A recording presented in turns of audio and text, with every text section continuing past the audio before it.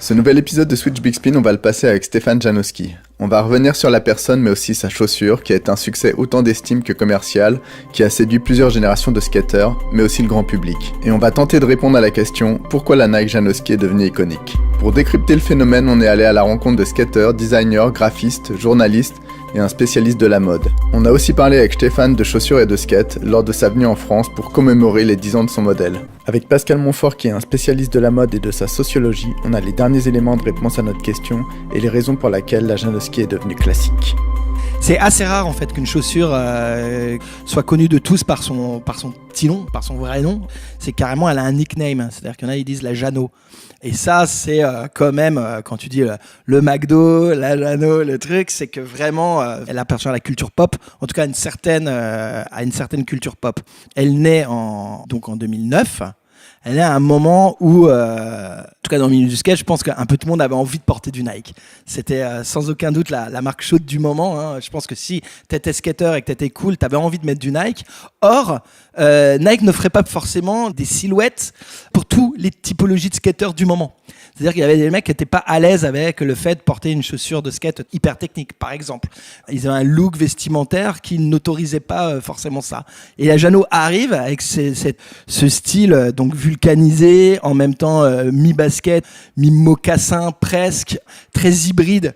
Donc à la fois singulière, mais à la fois singulière et facile à porter.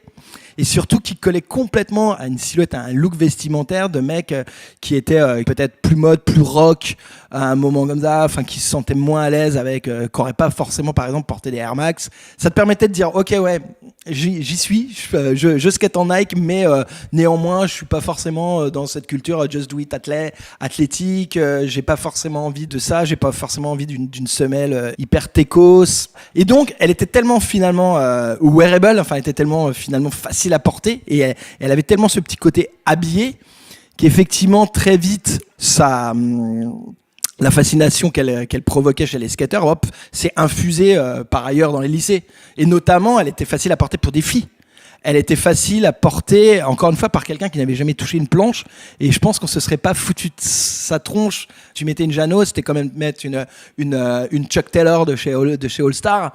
Voilà, on ne demande pas d'avoir un passé de basketteur. 2009, c'est le moment, c'est un des moments en tout cas où c'est quand même super cool d'être skateur dans un lycée. Ce qui n'a pas été le cas de toutes les décennies. Ça n'a pas été le cas de décennies qu'on a connues il y a longtemps. Et même des décennies début 2000, tu vois, il existe encore ce conflit entre les skateurs et les fashion, ou les skateurs et les kaira, ou les skateurs et les trucs. 2009, c'est le moment où finalement le skater c'est quand même le cool guys, et la bande de skaters c'est quand même les cool guys du lycée. Donc évidemment il y a validation de la part des filles, et quand il y a validation de la part des filles, c'est parti, c'est la fusion. C'est le cas de toutes les chaussures cultes. Hein. C'est le cas de la Air Force One actuellement. À un moment, tu passes de succès à méga hit, à iconique, à partir du moment où c'est validé par les jeunes filles, c'est-à-dire quand elles disent ça c'est chouette, et encore plus quand elles commencent à le porter. Et ce qui est drôle, c'est qu'aujourd'hui, elle est alors je sais pas si c'est bien de dire ça, mais la basket est tellement culte qu'elle est plus connue que le mec pour lequel on l'a faite. C'est le cas de Jordan. Enfin, il y a énormément de gamins qui sont complètement maboules du Jumpman et qui n'ont jamais vu Michael Jordan jouer au basket. Voire même, il y a énormément de gens qui savent honnêtement pas que c'est un joueur de basket. Mais le Jordan a dépassé le truc. Janowski, il y a de fortes chances. Là, aujourd'hui, on célèbre les 10 ans. Il y a de fortes chances qu'on célèbre les 20 ans. Tu vois, dans 10 ans, on va se retrouver et boum, il y aura une nouvelle célébration, parce que elle va parfois être très, très à la mode, parfois un peu moins, mais en tout cas, maintenant, elle est installée.